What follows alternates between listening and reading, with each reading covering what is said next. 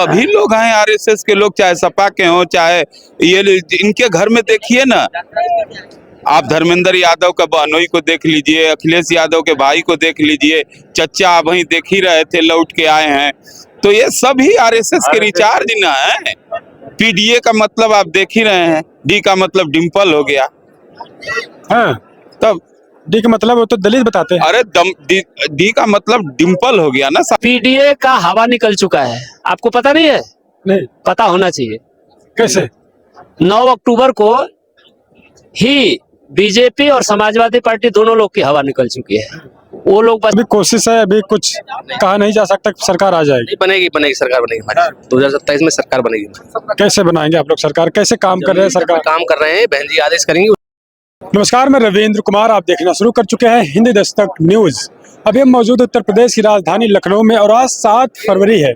BSP supremo Mayawati ji ने एक बैठक बुलाई है, जिसमें इस बैठक में 25 से 3,000 लोग बैठेंगे और ये बैठक दोस्तों 2027 के विधानसभा चुनाव को लेकर बीएसपी सुप्रीमो मायावती जी ने बुलाई है। साथ ही साथ पार्टी बहुजन समाज पार्टी और संगठन को कैसे मजबूत किया जाएगा, आगामी 2027 में विधानसभा चुनाव में कैसे बहुजन समाज पार्टी सत्ता में आएगी, और साथ ही साथ आकाश आनंद को लेकर तमाम मुद्दों पर आज BSP supremo Mayawati ji press conference करेंगे। उसके बाद एक बड़ी बैठक करेंगी, जिस बैठक में विधानसभा से लेकर दोस्तों मंडल स्टेट के पदाधिकारी मौजूद है। बात करें विधानसभा अध्यक्ष, विधानसभा प्रभारी, जिला अध्यक्ष, कोऑर्डिनेटर, भाईचारा कमेटी के सदस्य और ओबीसी भाईचारा कमेटी के सदस्य, तमाम लोग इस बैठक में मौजूद है। और इस बैठक में सुबह 7 बजे से ही पदाधिकारियों की होड़ लगी है, एक जनसैलाब उमड़ा है, जिस प्रकार से लखनऊ में देखने को मिला था।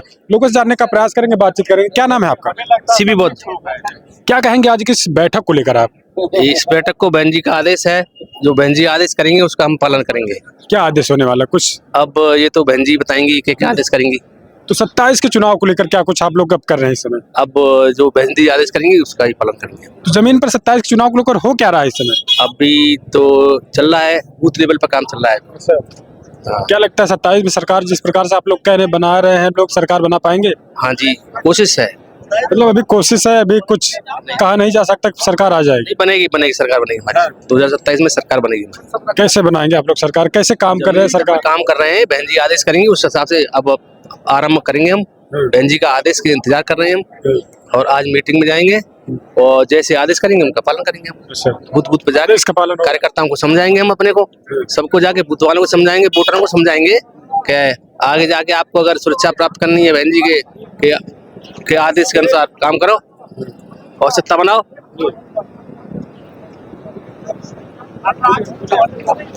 और बहन जी जो आदेश करेंगी वो हम पालन करेंगे। चलिए, धन्यवाद। क्या नाम है भैया आपका? जरा बताते जाइए।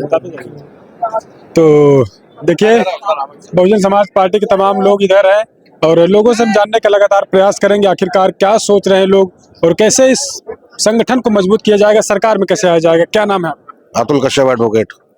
तो क्या कहेंगे वकील साहब, आज की जो बैठक है, बैठक में क्या कुछ निर्देश आएंगे और 27 में सरकार कैसे बनेगी? सबसे बड़ा मुद्दा यही खड़ा है बहुजन समाज पार्टी का। आज बहन जी ने इसीलिए हम लोगों को बुलाया है, कुछ गाइडलाइन बहन जी आज देंगी, उस पर हम लोग काम करेंगे और हमारी सरकार 100% बनेगी। अच्छा, बहन जी ने आज तक नहीं कहा, बहन जी ने कहा सरकार बनेगी तो बनेगी। अच्छा, जिद है। जिद है, ये जिद है, प्रण है। हम लोग भी उसी तरीके से लगे हुए हैं, तन मन धन से। सरकार बनेगी कैसे? बनेगी मतलब कैसे बनेगी? वो गुरु मंत्र आज दिया जाएगा। आज गुरु मंत्र दिया जाएगा? जी बिल्कुल दिया जाएगा। आज बहन जी गाइडलाइन देंगी, उस गाइडलाइन पे हम लोग काम करेंगे। जी बताइए। 2027 में माननीय बहन जी सरकार बनाएंगी। और क्या है, कैसे बनेगी? विधायकों से बनेगी, विधायक ज्यादा जीत के आएंगे हमारे। अच्छा, 220 है तैयारी? 220 बिल्कुल तैयारी। आज बहन जी देंगी निर्देश। अच्छा, मंत्र मिलेगा? उन निर्देशों को बहन जी आज निर्देश देंगे, उन निर्देशों पे हम काम करेंगे। क्या नाम है आपका? क्या नाम? राजकुमार गौतम। हाँ जी, राजकुमार गौतम। क्या कहेंगे आज की बैठक को लेकर? बहन जी का आदेश सुनेंगे। अच्छा, सब मंत्र सुनने के लिए जा रहे हैं? और क्या, उनकी नेता है, सुनेंगे उसके बाद सर्वोपरि होता है ना। हाँ, 27 में सरकार बनाने के लिए कुछ ऑलरेडी आप लोग काम कर रहे हैं? एकदम 2009 अक्टूबर को जो रैली हुई उसी में साबित हो गया और पूरे देश में ये मैसेज गया कि बहुजन समाज पार्टी की सरकार 2027 में बनेगी, बनेगी, श्योर बनेगी। 3000 लोग बैठक में शामिल होने जा रहे हैं, तो कुछ नया कुछ होने वाला ही है। हम लोग के बहन सुप्रीमो है, उनके आदेशों का पालन कार्यकर्ता करते हैं। बहन जी सड़क से सदन तक आदेश देंगी तो हम लोग करेंगे। पीडीए वाले भी तो सरकार अब बना ही रहे हैं ना। पीडीए का हवा निकल चुका है, आपको पता नहीं है? नहीं, पता होना चाहिए। कैसे? 9 अक्टूबर को ही बीजेपी और समाजवादी पार्टी दोनों लोग की हवा निकल चुकी है। वो लोग बस चल रहे हैं, टायर पे चल रहे हैं। अच्छा, हाँ, वो तो कह रहे थे 9 अक्टूबर में इधर उधर से भीड़ भेजेंगे। अरे उनको कहने दीजिए, अगर उनके पास दम है तो भीड़ करके 9 बजे तक भीड़ उतना इकट्ठा कर ले, चाहे वो मोदी जी हो या योगी जी हो या अखिलेश जी हो। 9 बजे 20 लाख की भीड़ लगा दें तो हम लोग मान जाएंगे कि उनकी पीडीए है। चलो, तारीख को 20 लाख भीड़ थी 9 बजे तक। किसी के पास, किसी पार्टी के पास वो दम नहीं है जो बहन जी ने दम दिखाया, और कार्यकर्ताओं के बल पे। और सारे कार्यकर्ता अपना पैसा, अपना किराया लगा कर आए थे, और आज भी वही है। आज भी वही। हाँ, चलिए, और देखिए, और एक बात समझ लीजिए, 12 में अगर अखिलेश जी की सरकार बनी तो गठबंधन से बनी, 17 में अगर भारतीय जनता पार्टी की सरकार बनी तो गठबंधन से बनी, लेकिन 2007 में बहुजन समाज पार्टी की सरकार अकेले दम पे पूर्ण बहुमत की बनी थी। मैं आपको बता दूंगा कि 25 सालों का रिकॉर्ड है कि न भारतीय जनता पार्टी जी, अपने दम पे सरकार बनाई, न समाजवादी पार्टी सरकार बनाई। अगर सरकार बनाई 2007 में तो बहुजन समाज पार्टी बनाई, और इस बार भी बहुजन समाज पार्टी की पूर्ण बहुमत की सरकार बनेगी। जय भीम, जय भारत। चलिए, धन्यवाद बातचीत करने का। नाम है मेरा। हाँ जी, रविकांत राजभर नाम है। हाँ, जी बताइए। मैं ओम प्रकाश गौतम, पूर्व जिलाध्यक्ष, पूर्व मंडल जोन कोऑर्डिनेटर गाजीपुर। हाँ, अच्छा अच्छा, तो आप क्या कहेंगे आज की बैठक को लेकर? 27 में क्या बसपा आ पाएगी? सभी कह रहे हैं कि आ रही बसपा, तो क्या आ पाएगी सच में? माननीय बहन जी के दिशा निर्देश अनुसार सर्व समाज में राजभर, तेली, गुप्ता, बनिया, बिंद, केवट, माली, चमार, पासी, धोबी, समझ लीजिए इत्यादि सर्व समाज की जातियां, ठाकुर से लेकर ब्राह्मण तक, ये आप देख लीजिए, ये सर्व समाज की जातियां लग के और बहन जी का दिशा निर्देश सुनने आई हैं। आप देखिए ही हैं कि बहन जी ने जो भी दिशा निर्देश दिया है वह पूरा हुआ है।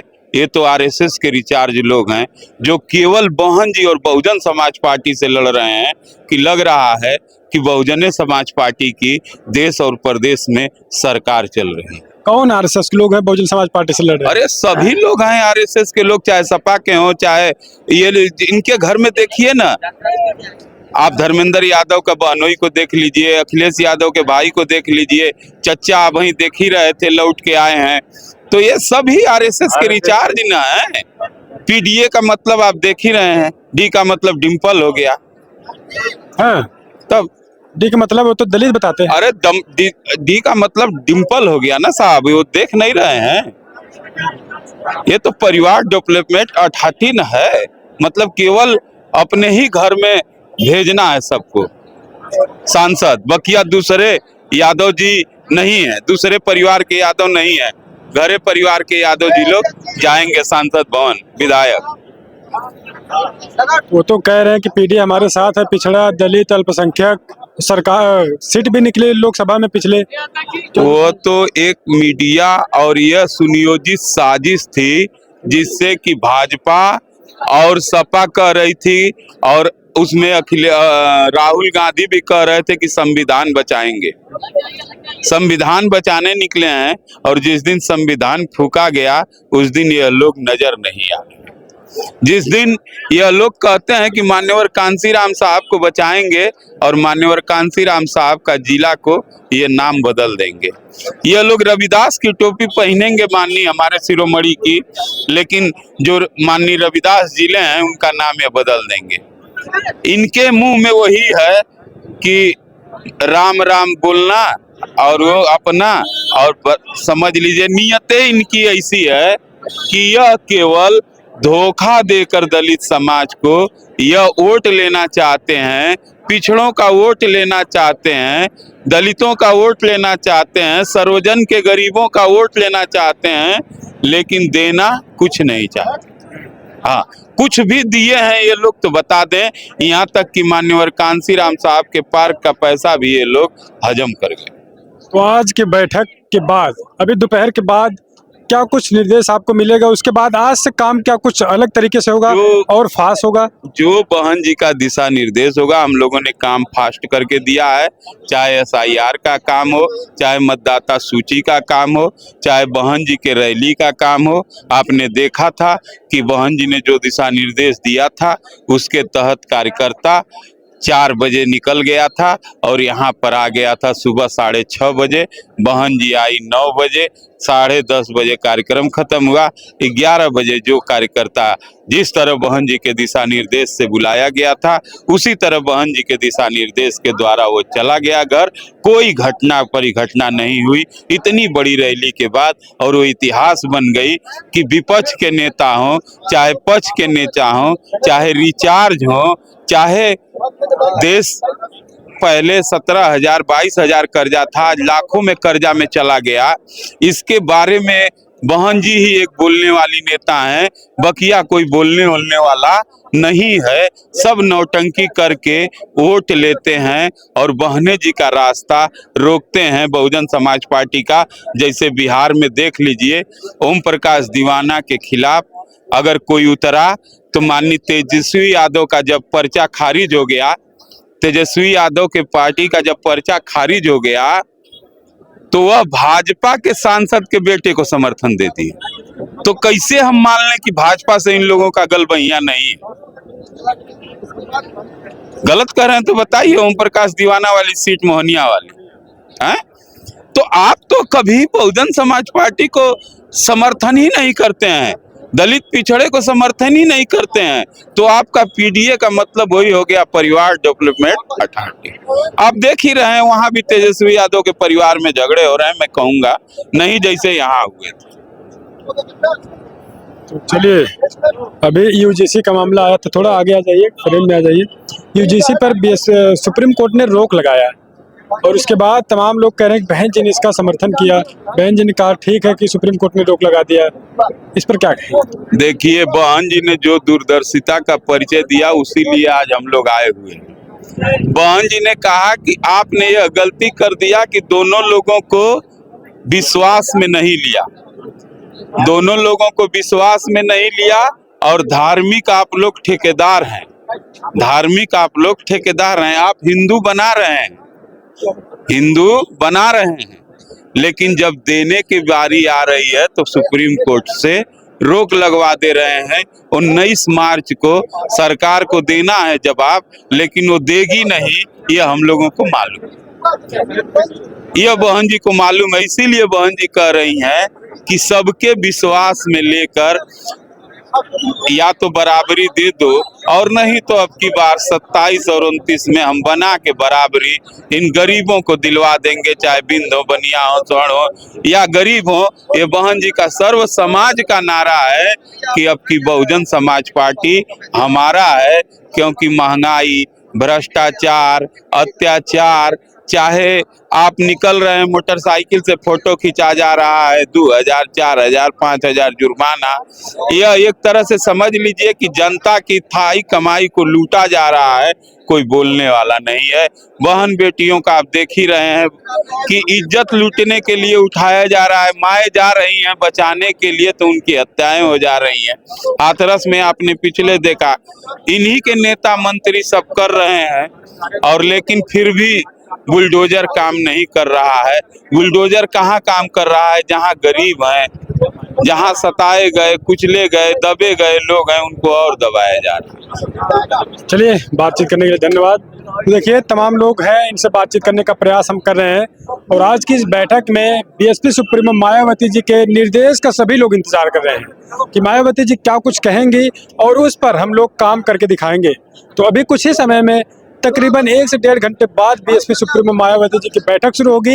हालांकि जो पदाधिकारी हैं, पदाधिकारी सुबह 7 से 8 बजे के बीच से ही दोस्तों 12 माइल एवेन्यू स्टेट कार्यालय बहुजन समाज पार्टी के पास यहाँ पर एकजुट होकर लोग क्रमबद्ध तरीके से लाइन से खड़े हैं। अब धीरे धीरे सबकी एंट्री हो चुकी है। लगभग 90% पदाधिकारी की एंट्री ऑफिस में हो चुकी है। अब 10% लोग और बचे हैं और जैसे ही 10% लोग एंट्री करेंगे उसके बाद बीएसपी सुप्रीमो मायावती जी की वो बैठक शुरू होगी और उस बैठक में क्या कुछ निर्देश आएंगे हम आपको बताएंगे।